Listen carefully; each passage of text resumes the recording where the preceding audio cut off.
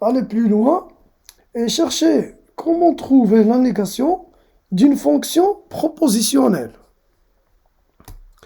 Donc, proposition,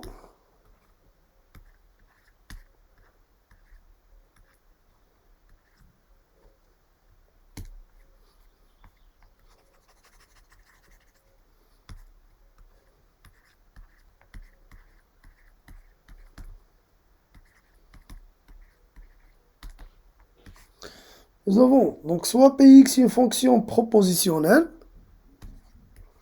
soit Px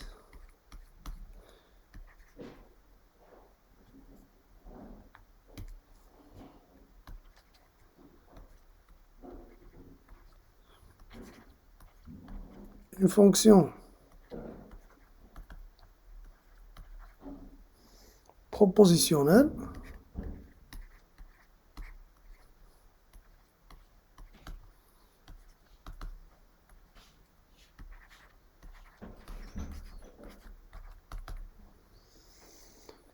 d'une variable x d'un ensemble non vide E. D'une variable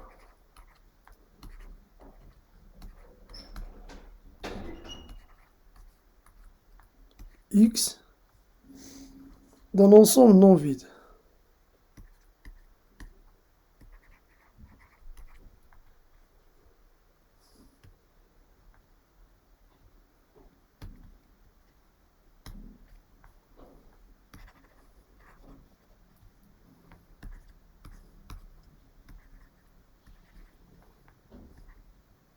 D'un ensemble non vide.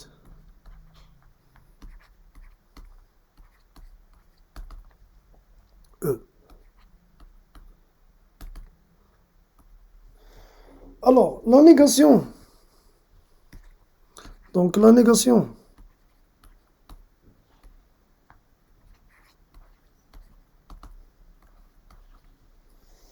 de la fonction propositionnelle pour tout x appartient à E P de x et il existe x appartient à E P de x. Et la négation de il existe x appartient à E P de x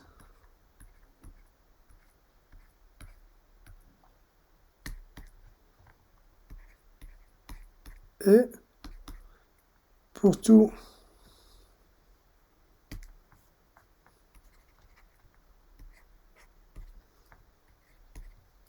x appartient à E P de x.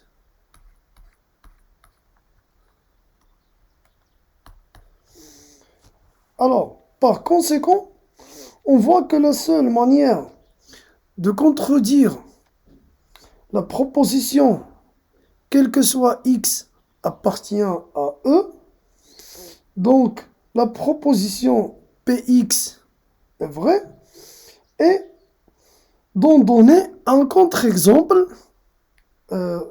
c'est-à-dire mettre une valeur, donc, remarque, donc mettre une valeur alpha appartient à E, telle que la proposition P alpha soit fausse.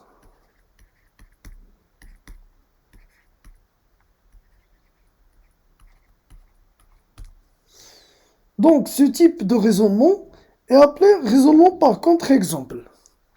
Donc, ce type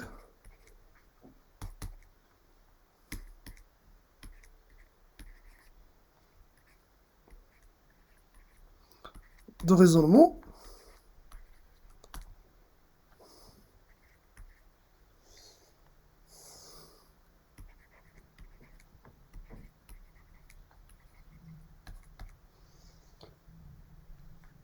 est appelé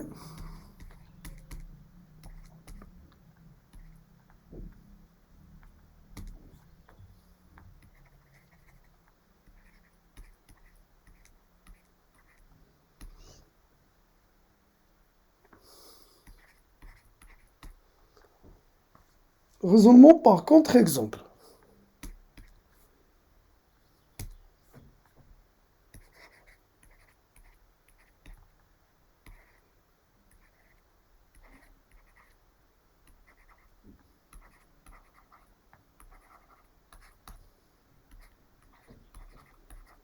Par contre-exemple.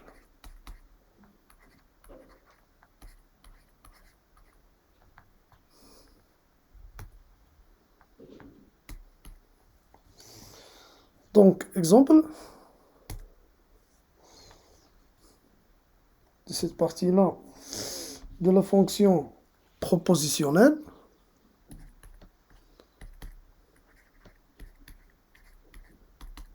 Prenons des fonctions propositionnelles pour l'aligner. Ah, donc la négation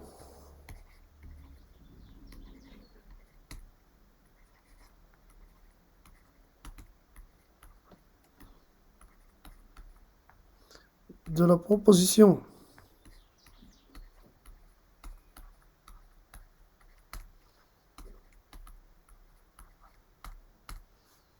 P définie par quel que soit x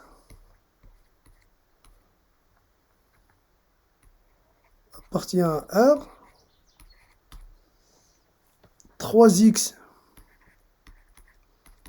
plus 1 supérieur strictement à 0 et non P défini par il existe, on interchange le quantificateur universel par le quantificateur existentiel. Donc il existe x appartient à R, 3x plus 1 inférieur ou égal à 0. 2. La négation de la proposition P définie par il existe n appartient à n,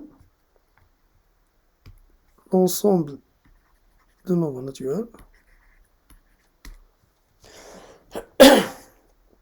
de puissance n égale à 1. Et la proposition non P définie par pour tout n appartient à n, de puissance n est différente à 1. Donc on a interchangé le quantificateur existentiel par le quantificateur universel et égal par différente. 3. La négation de la proposition P définie par quel que soit epsilon appartenant à R plus étoile, il existe M appartient à N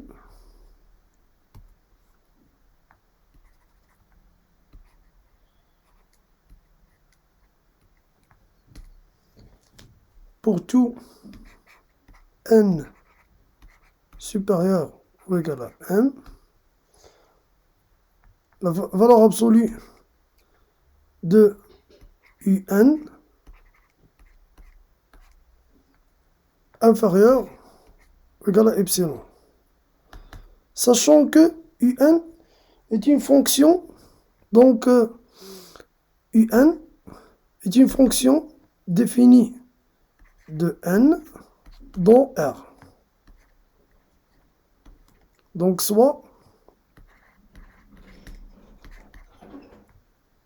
voilà, soit U, une fonction définie de n dans R. Alors, la négation de cette proposition-là, et non P, définie par il existe, epsilon appartient à R plus étoile, pour tout M appartient à N,